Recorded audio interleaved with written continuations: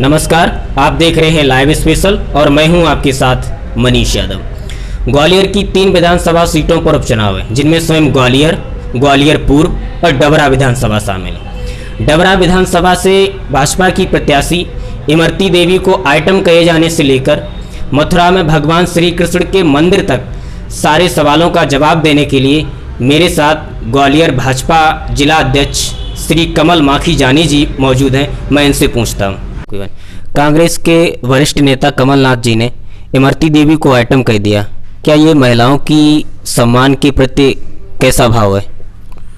उनका ये बयान पूरी कांग्रेस की मानसिकता को प्रदर्शित करता है कि महिलाओं के बारे में, जो कि आधी आबादी है, इनका दृष्टिकोण क्या है।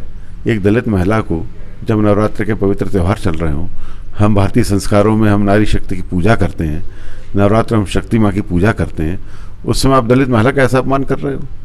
कोई व्यक्ति टंचमाल कहता है, कोई व्यक्ति कहता आइटम है, ये आपका महिला के प्रति सम्मान है। तो कांग्रेस मानसिक रूप से दिवालिया हो गई है, कंगाल हो गई है, इसलिए इतना बौखला कर ये इस तरीके के स्टेटमेंट दे रहे हैं। चूंकि उनकी सत्ता जा चुकी है, कुर्सी उनके नीचे खिसक चुकी है, तो वो बौखला गए हैं, वे पगला गए हैं, इसलिए ऐसे स्टेटमेंट दे रहे हैं। क्या अयोध्या में राम मंदिर की तरह मथुरा में भी भगवान श्री कृष्ण का भव्य मंदिर बनेगा? देखिए, ये मुद्दा जो लोग इसके पीछे निर्णय लेते हैं, जब वो निर्णय इस तरीके का लेंगे तो राष्ट्रवादी विचारधारा के जो भी लोग होंगे उसके पीछे होंगे। सिंधिया जी के भाजपा में शामिल होने के बाद ये उनका पहला चुनाव है। क्या लगता है कि सिंधिया जी सभी सीटों पर फिर से कामयाब होंगे दोबारा से, जो पहले उनके कांग्रेस पार्टी में थे? जो भी 22 लोग आए, जिसमें 6 मंत्री थे, वे सिंधिया जी के कहने पर इस्तीफा देकर आए। सिंधिया जी इतना लोकप्रिय चेहरा पूरे मध्य प्रदेश के हैं, वे भारतीय जनता पार्टी के राष्ट्रीय नेता हैं। उनकी लोकप्रियता को भुना के ही ग्वालियर चंबल संभाग से उन्होंने बहुत बड़ी मात्रा में, बड़ी संख्या में वोट बटोरे थे कांग्रेस ने। कांग्रेस इसी वजह से सत्ता में आई, लेकिन किस तरह का अपमान उन्होंने सिंधिया जी का किया, ये पूरे मध्य प्रदेश की जनता ने देखा।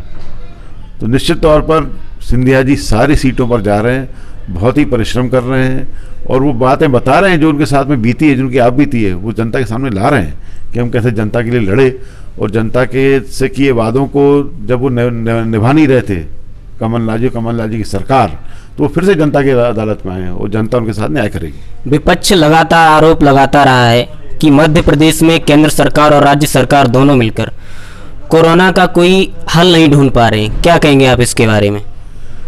देखिए, पूरा विश्व जो है कोरोना की वैक्सीन के अनुसंधान में और अन्वेषण में, आविष्कार में जुटा हुआ है। ये कोई एक दिन की बात नहीं होती। कोई वैक्सीन बनती है, उसका एक प्रोसेस है, उसकी टेस्टिंग होती है, उस टेस्टिंग के बाद उसके ड्रॉबैक्स क्या हैं, उसके साइड इफ़ेक्ट्स क्या हैं, बड़ी मुश्किल से कोई वैक्सीन तैयार होता है। तो पूरे दुनिया की बात है, ये केंद्र सरकार और राज्य सरकार कहाँ से आ गई? यदि मोदी जी टाइम रहते लॉकडाउन नहीं लगाते तो आज ये समझिए करोड़ों की संख्या में लोग मर गए होते, क्योंकि हमारी तैयारी नहीं थी। ये तो महामारी अचानक से आई, प्राकृतिक विपदा आई। उस प्राकृतिक विपदा से निपटने के लिए जो रास्ते अपनाए जा सकते थे, वो केंद्र सरकार ने भी निभाए और राज्य सरकार ने भी निभाए। मैं तो कांग्रेस से पूछना चाहता हूं कि कोरोना के लॉकडाउन काल में वो थे कहाँ? पूरी सड़कों पे तो भारतीय जनता पार्टी के कार्यकर्ता। राहुल गांधी एक आरोप लगा रहे थे, जिस समय भारत में कोरोना पनप रहा था, उस समय भारत के प्रधानमंत्री नरेंद्र मोदी अमेरिका के राष्ट्रपति डोनाल्ड ट्रंप के साथ घूम रहे थे। देखिए, ये यात्राएं पहले से निर्धारित होती हैं, ये कूटनीतिक यात्राएं होती हैं, सामरिक यात्राएं होती हैं, तो इन यात्राओं को टाला नहीं जा सकता है। कहीं उपाय करने में कोई कमी रह गई हो तो उस राहुल गांधी उसको कोट करें, कहीं मोदी जी ने एक्शन लेने में कोई कमी दिखाई हो, कोई देरी दिखाई हो, तब वो कहें। राहुल गांधी जी कह रहे थे कि बिना सोचे समझे देश में लॉकडाउन लगा दिया। राहुल गांधी पता नहीं क्या कहते हैं, 2 मिनट चीन को भगा दूंगा। तो उनके स्टेटमेंट्स को तो लोग आजकल जो है मजाक में लेते हैं, उनको गंभीरता से लेता कौन है? वो गंभीरता तब ले वो गंभीर हों।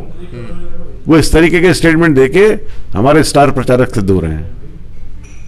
आपका सर बहुत बहुत धन्यवाद हमारे साथ बातचीत करने के लिए। ये तो आने वाला समय ही बताएगा कि ग्वालियर की 3 सीटों में से भारतीय जनता पार्टी को कितनी सीटें मिलती हैं। अधिक जानकारी के लिए हमारे चैनल को सब्सक्राइब कर घंटी वाला बटन दबाएं और कमेंट करना न भूलें।